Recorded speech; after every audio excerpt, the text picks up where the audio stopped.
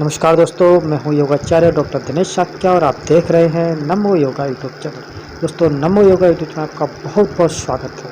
दोस्तों, आपसे रिक्वेस्ट है, अगर आपने हमारे नमो योगा यूट्यूब चैनल को अभी तक सब्सक्राइब नहीं किया है तो अभी सब्सक्राइब करें और साथ में बने हुए बेल आइकन को भी प्रेस करें। दोस्तों, आज हम आपको बताने जा रहे हैं पैरों के दर्द, कमर दर्द और घुटनों के दर्द तथा पैरों के सुन्नपन के लिए ऐसे योगिक क्रियाएँ जो आपको दुरुस्त और तंदुरुस्त बनाएंगी।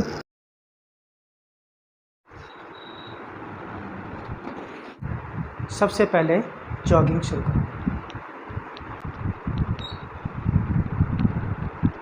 इसके बाद स्टार्ट करेंगे स्प्रिंग जंप। स्प्रिंग जंप शुरू करने के लिए हमें पैरों के अंगूठे, पीछे से एड़ियाँ दोनों मिली रहेंगी और हाथों को कमर पे रखेंगे। दोस्तों, इसमें आपके अंगूठे पीछे की ओर रहेंगे और उंगलियां आगे की ओर रहेंगी।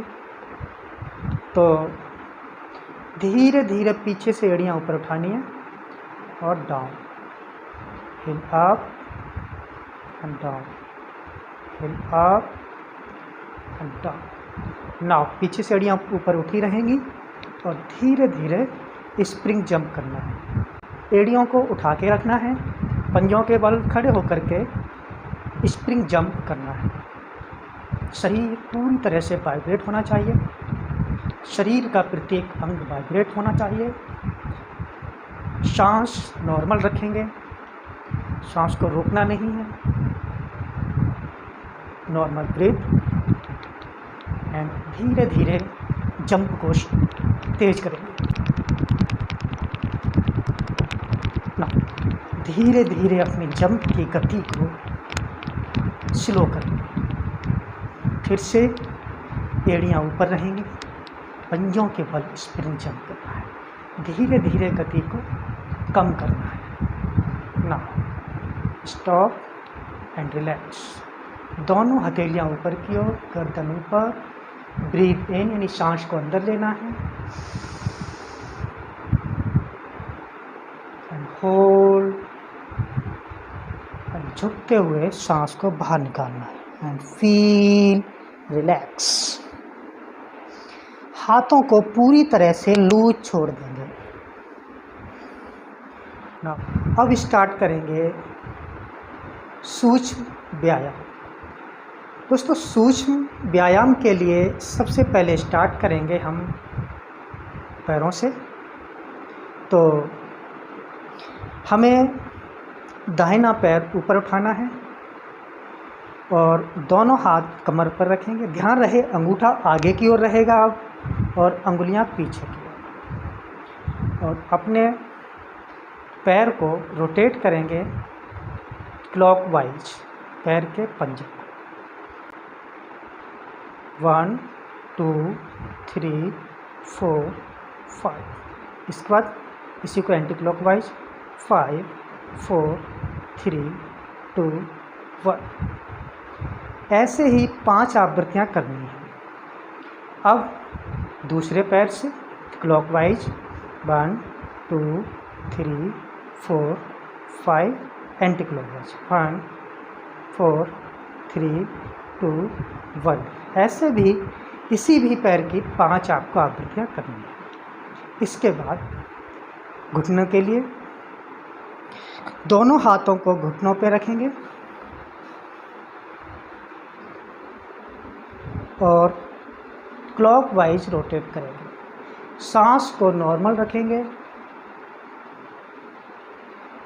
1 2 3 4 5। ऐसे ही इसको एंटी क्लॉकवाइज 5 4 3 2 1 1 क्लॉकवाइज 2 3 4 5। अब इसको एंटी क्लॉकवाइज 5 4 3 2 1।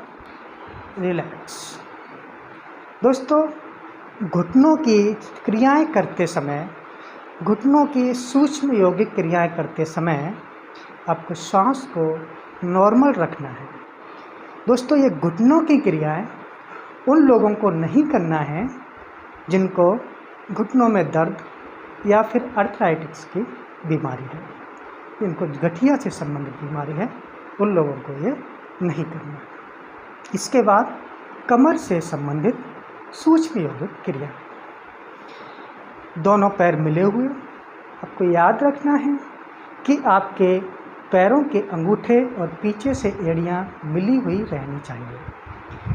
अब आपको दोनों हाथों को कमर के ऊपर रखना है।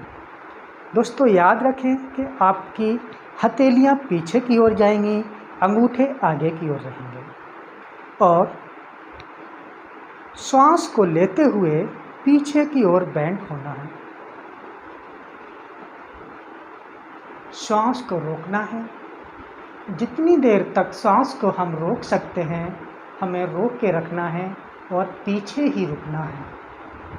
अधिक से अधिक कोशिश करनी है, ज़बरदस्ती नहीं करनी है। सांस को छोड़ते हुए आगे की ओर सीधे खड़े हो जाना। एक बार फिर से करेंगे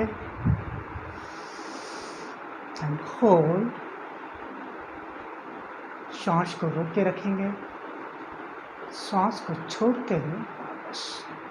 ऐसे ही आपको 5 बार करना है।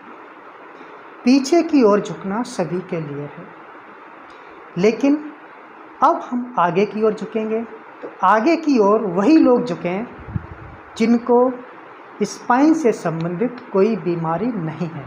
अगर आप स्पाइन पेन से पीड़ित हैं, आपको कमर दर्द रहता है या फिर आपको साइट का या फिर रीढ़ की हड्डी से संबंधित कोई भी बीमारी है तो आगे की ओर ना झुकें।